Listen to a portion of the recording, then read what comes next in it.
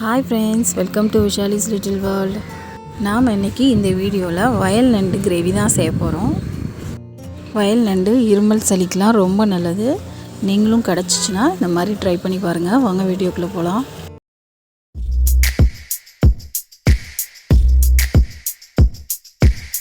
இந்த கிரேவி செய்ய தக்காளி, வெங்காயம், இஞ்சி பூண்டு பேஸ்ட் எல்லாம் ரெடியாக இருக்குது. வயல் நண்டு எனக்கு கிடச்சிச்சு. பாருங்கள், கழுவி சுத்தம் பண்ணி வச்சுருக்கேன். இந்த வயல் நண்டை தட்டி சூப்பு கூட வைப்பாங்க. அப்படி வச்சு குடித்தாலும் சளிக்கு ரொம்ப நல்லது. நான் இன்றைக்கி கிரேவி தான் செய்ய போகிறேன்.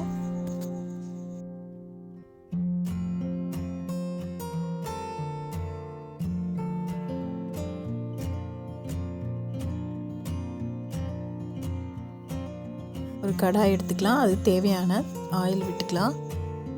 ஒரு ஸ்பூன் சோம்பு போட்டு தாளிச்சுக்கலாம். சோம்பு பொரிஞ்சோன்னே சின்ன வெங்காயம் ஒரு 20 கட் பண்ணி வச்சுருக்கேன். அதை இதில் சேர்த்துக்குவோம். நல்லா வதக்கி விடுங்க.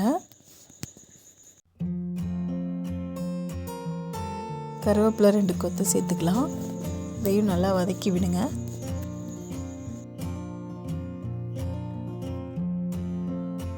வெங்காயம் நல்லா வதங்கி வந்தோடனே இஞ்சி பூண்டு பேஸ்ட் சேர்க்க போகிறேன். இஞ்சி பூண்டு பேஸ்ட் ஒரு ஸ்பூன் சேர்த்துக்கலாம்.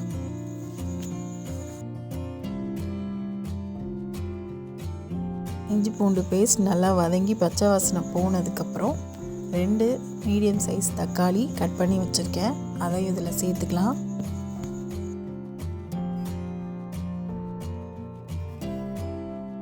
தக்காளி வதங்கி வந்துடுச்சு. இது கூட 1/4 ஸ்பூன் மஞ்சள் தூள் சேர்த்துக்குவோம். 1/2 ஸ்பூன் மிளகாய் தூள் சேர்த்துருக்கேன். இந்த மிளகாய் தூள் ரொம்ப காரமாக இருந்தது, அதனால் 1/2 ஸ்பூன் சேர்த்துருக்கேன். உங்கள் காரத்துக்கு ஏற்ற மாதிரி நீங்கள் சேர்த்துக்கோங்க. குழம்பு மல்லித்தூள் ஒரு 1/2 ஸ்பூன் சேர்த்துக்கோங்க. எல்லாத்தையும் நல்லா மிக்ஸ் பண்ணி விடுங்க. வதங்கி வரணும், பச்சை வாசனைலாம் போய். இந்த டைமில் தேவையான அளவு உப்பு சேர்த்துக்கோங்க. சேர்த்து நல்லா வதக்கி விடுங்க.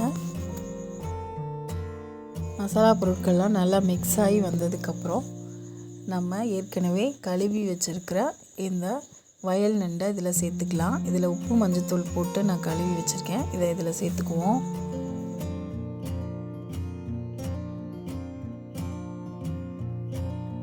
மசாலாலாம் நல்லா நண்டோட மிக்ஸ் ஆகி வர மாதிரி நல்லா கிளறி விடுங்க. இதை நான் ரொம்ப குழம்பு மாதிரி வைக்காமல் லைட்டாக கிரேவி மாதிரி தான் வைக்க போகிறேன். நண்டு வேகிறதுக்கு தேவையான அளவு மட்டும் தண்ணி ஊற்றி இதை நம்ம மூடி போட்டு வேக வைப்போம். இது நான் குழம்பு மாதிரி வைக்காமல் கொஞ்சம் திக்காக தான் செய்ய போகிறேன். அதனால் இந்தளவு தண்ணி மட்டும் இருந்தால் போதும்.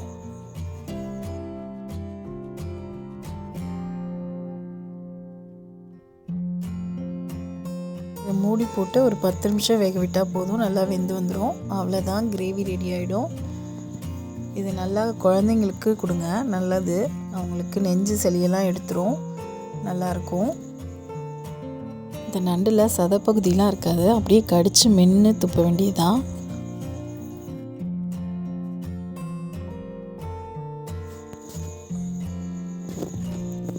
பாருங்கள், நல்லா கொதிச்சு வந்துடுச்சு.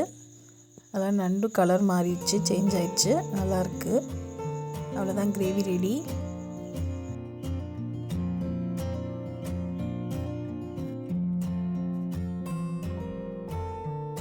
இந்த வீடியோ உங்களுக்கு பிடிச்சிருந்துச்சுன்னா ஒரு லைக் கொடுத்துருங்க. தேங்க்ஸ் ஃபார் வாட்சிங். Bye friends.